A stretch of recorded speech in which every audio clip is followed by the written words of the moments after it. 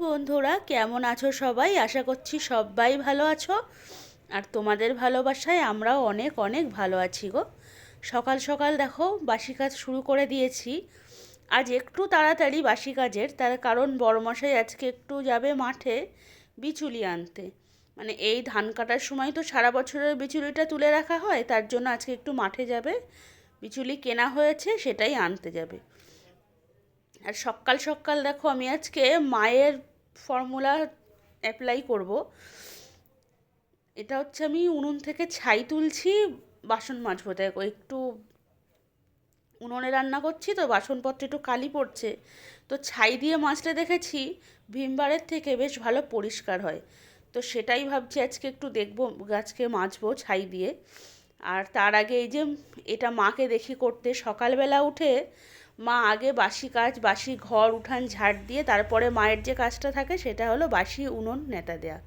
তো আমিও সেটাই করছি, উনুনে রান্না করছি। শীতের সময় একটু উনুনে রান্না করতে ভালোও লাগে, সেটা যেমন, আর একটা তোমার রান্নাও তাড়াতাড়ি হয়।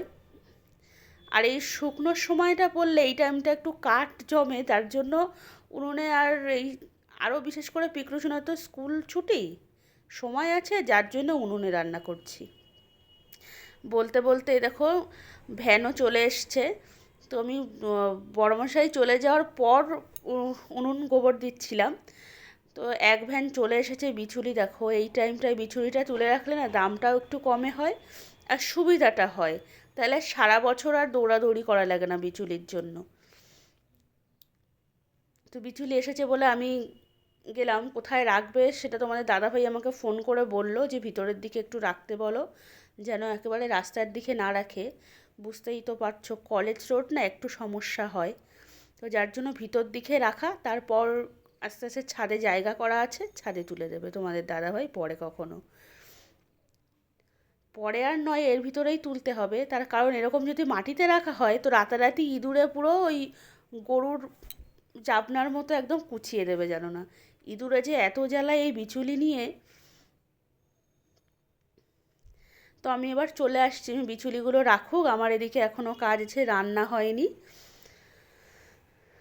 তো যে রান্নাও চাপিয়ে দিয়েছি। দেখো সকালবেলা রান্না করব, তোমাদের দাদাভাই যেহেতু বাড়িতে নেই, সকালে ওর খাওয়ার চাপটা নেই, ও যা হোক কিছু খেয়ে নেবে হয়তো ওখান থেকে। সকালবেলা রান্না করেছি তার জন্য আলু সিদ্ধ, আর বাজার থেকে কচি কচি শিম আনা হয়েছিল, সেটা সিদ্ধ দিয়েছি। দারুণ লাগে খেতে, জানো তো, কচি শিম সিদ্ধ। আর দুপুরের জন্য একটু রান্না করলাম ডিম আর ফুলকপি। এটা আমার বড়মশাইয়ের খুব প্রিয় তরকারি, যার জন্য রান্না করলাম। আর এই দেখো বাজে দুপুর 2টো মতো, এখনও বড়মশাই বাড়িতে আসেনি, বিচুলি আনছে এখনও। আর দেখো পিকলু সোনা উঠের ওপরে নাচানাচি শুরু করে দিয়েছে। আর ওকে দেখে না ছোটোবেলার কথা মনে পড়ছিল, যেন আমরাও কত করেছি এরকম। চাষবাস যাদের বাড়িতে আছে তারা জানে। স্নান সেরে ছাদে এসেছি। ছাদটা তো এরকম ফাঁকা থাকে না, আর 2 দিন পরে থাকবেও না ফাঁকা। তো যতদিন ফাঁকা আছে একটু ভাবছি কাজে লাগিয়েই নি। আর এই টাইমটা একটু একা একা না, কেন জানি না, একা থাকতে না আমার ভালো লাগে, যেন নিজের মতো সময় কাটাতে ভালো লাগে।